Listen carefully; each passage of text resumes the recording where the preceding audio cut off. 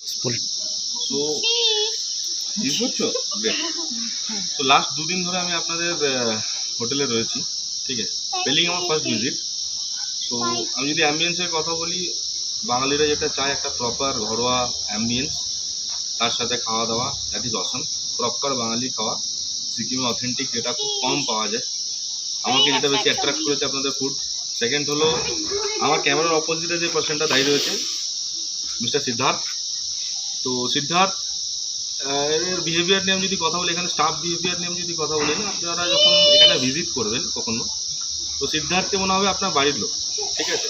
Is like আমাদের ছোট ভাই বলুন, বড়দা বলুন, হোয়াট এভার, আপনাকে কিন্তু ওইভাবেই এরা অ্যাপ্রোচ করে। তো I am very happy, I am very satisfied. আমি মোস্টলি ট্রাভেল করে বেড়াই সিকিম প্লাস বেঙ্গলে, বাট এতটা ভালো অ্যাকসেপ্টেন্স স্টাফেদের তরফ থেকে আমি খুব কম পাই।